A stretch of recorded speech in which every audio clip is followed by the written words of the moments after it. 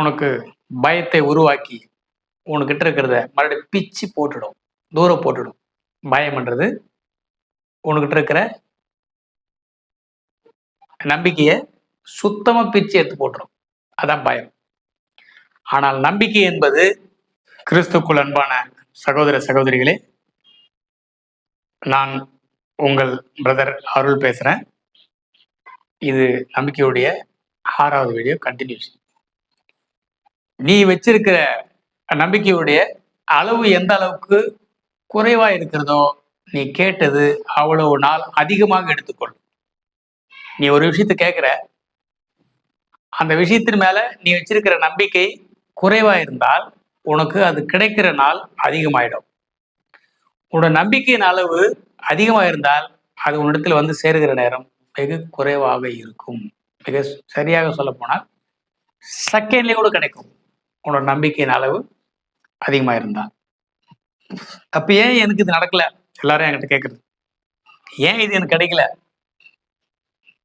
உன் நம்பிக்கையின் அளவு குறைவாக இருக்கிறது. அப்ப கிடைக்குமா? நிச்சயமா கிடைக்கும். கிடைக்காமலாம் போகாது. என் நாமத்தினாலே எதை கேட்டாலும் நான் செய்வேன்னு சொல்லியிருக்கிறார். செத்து 4 நாளாகி போச்சு ஆண்டவரே, அதான் அவன் நம்பிக்கை. பாருங்க, ஆண்டவர் கூடவே இருக்கிறாங்க. இயேசுநாதர் வந்தா அந்த வீட்டில் தான் போய் சாப்பிடுவார், அந்த வீட்டில் தான் தங்குவார், அந்த வீட்டில் தான் இருப்பார். அவங்க நம்பிக்கையின் அளவு பாருங்க. பாஸ்டர் வீட்டில் தான் இன்னைக்கு நம்பிக்கை கம்மியாகுது. பாஸ்டர் மனைவி, பாஸ்டர் பிள்ளைங்க, பாஸ்டர் கூடவே இருக்கிறவங்க, ஊழியம் செய்யறவங்க, அடிக்கடி ஜெபம் பண்றவங்க. ஏன்னா வேதவசனத்துல அதுதான் உண்மை பார்க்கறது. அவங்களுக்கு நம்பிக்கையின் அளவு, உடம்பு சரியில்லைனா உடனே டாக்டர் அனுப்பணும், மருந்து எடுத்துக்கணும், இதான் நம்பிக்கையின் அளவு. ஆனா போய்க்கிறது சர்ச்சுக்கு, பண்றது ஜெபம், இருக்கிறது ஊழியம். நீ யார் நம்பி இருக்க? நான் டிஎம்கேங்க, நான் ஏடிஎம்கேங்க, நான் டிவிக்கேங்க, நான் இந்த கட்சியில் இருக்கேங்க, நான் சீமான் கட்சியில் இருக்கேன், நான் வந்துட்டு விஜய் கட்சியில் இருக்கிறேன், நான் வந்து ஸ்டாலின் கட்சியில் இருக்கிறேன், நான் வந்து எடப்பாடி ஐயா கட்சியில் இருக்கேன். ரைட், சந்தோஷம். ஆனா எந்த கட்சியில இருக்கிறோ அந்த கட்சியில இருக்கிற தலைவரை நம்பு. நீ இயேசுவை நம்பினால் இயேசு சொல்ற வார்த்தை கேள், அவர் உனக்கு சுகம் கொடுப்பார், அவர் உனக்கு நன்மை செய்வார். வஸ்திரத்தை தொட்டா போதும். இயேசு ரட்சகர் பெயரை சொன்னால் எதுவும் நடக்குமே. பழைய காலத்துல ஒரு பாட்டு எனக்கு இன்னைக்கும் பிடிக்கும். எல்லாரும் ஈஸ்வரன் ஒரு அம்மா பாடியிருப்பாங்க மிக சிறப்பாக.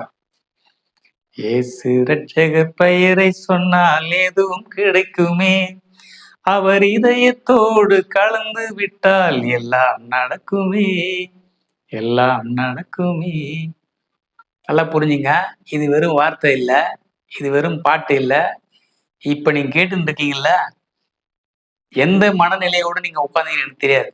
ஆனால் இந்த வார்த்தை உங்களுக்கு நான் பேசுகிற வார்த்தை அல்ல, இது கர்த்தருடைய வார்த்தை.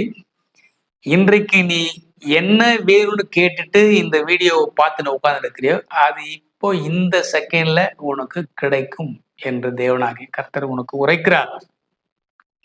உன் நம்பிக்கையின் அளவு முழுதாக இருந்தால் அந்த நம்பிக்கையில சந்தோஷமாயிருங்கள்.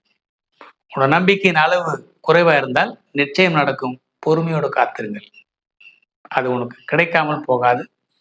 உனக்கு தேவையா தேவையில்லையா, உனக்கு வேணுமா வேணாமா, அவர் பேரை சொன்னாலே போதும், உடனடியாக அது உனக்கு கிடைத்தே தீரும். உன் நம்பிக்கையின் அளவு மட்டும்தான் இருக்கிற விஷயம். நம்பிக்கைன்றது ஒரு பேஸ்ட் மாதிரி, நீ கேட்குற விஷயத்த உங்களோட ஒட்ட வைக்கும். நம்பிக்கைன்றது ஒரு பேஸ்ட் மாதிரி உங்க கூட ஒட்ட வைக்கும். ஆனா அவநம்பிக்கை என்பது உனக்கு பயத்தை உருவாக்கி உனக்கிட்ட இருக்கிறத மறுபடியும் பிச்சு போட்டுடும், தூரம் போட்டுடும். பயம்ன்றது உனக்கிட்ட இருக்கிற நம்பிக்கையை சுத்தமா பிச்சு எடுத்து போட்டுரும், அதான் பயம். ஆனால் நம்பிக்கை என்பது உனக்கு கிடைக்கும், நிச்சயம் கிடைக்கும் என்பதை உனக்குள்ள உறுதிப்படுத்தி அந்த பொருளை கிட்ட இழுக்கிற ஒரு கயிறுன்னு வச்சுக்கோ. உன் நம்பிக்கையின் அளவு ஒரு கயிறை கட்டி நீ கேட்கிற பொருளை இழுக்கிறது. அந்த இடத்துல தூரத்துல ஒரு பொருள் இருக்கு, அந்த பொருளை இழுக்கணும்னா கை கெட்டுற தூரத்துல இருந்தா கையில இழுத்துடலாம். ரொம்ப தூரத்துல இருக்கு அப்படின்னா அதுக்கு ஒரு கயிறு கட்டியோ இல்லை ஏதோ ஒரு டிவைஸ், ஒரு பொருளை பயன்படுத்தி அதை உன் பக்கத்துல இருக்கணும். அதுதான் நம்பிக்கை. இந்த உலகத்திலே ஆண்டவர் நம்மளை எப்படி படைச்சிருக்காருன்னா, ஏற்கனவே நான் பேசியிருந்தேன். அந்த கண்டினியூஷன் பாருங்க. தலையிலேருந்து கால் வரைக்கும் தன்னைத்தானே சுத்தப்படுத்திக் கொள்ற ஒரு அமைப்பை நமக்கு கர்த்தர் கொடுத்துருக்கிறார். கை விரல்கள், கால் விரல்கள் எல்லாத்துலேயுமே நரம்பு முடிச்சிருக்கு. எங்கெல்லாம் உடம்புல ஓட்டம் இருக்குதோ எல்லா இடத்துலையும் நரம்பு முடிச்சிருக்கு. அதாவது கண்களில், மூக்கில், வாயில், காதுகளில், உயிர்நிலைகளில், நம்முடைய எல்லா இடங்களிலும் நரம்பு முடிச்சிருக்குது. கைகளில், விசேஷமாக கால்களில். நீ இன்னும் மேலும் மேலும் கிறிஸ்துக்குள்ளாக வளர்ந்து கர்த்தருடைய வருகைக்கு மிகவும் சந்தோஷமாக, நிம்மதியாக, ஆயத்தமாக இருக்கும்பொழுது கர்த்தர் உன்னை மேலும் மேலும் உயர்த்துவார். நம்பிக்கையிலே சந்தோஷமா இருங்கள். கர்த்தர் தாமே உங்களை ஆசீர்வதிப்பாராக. ஆமென்.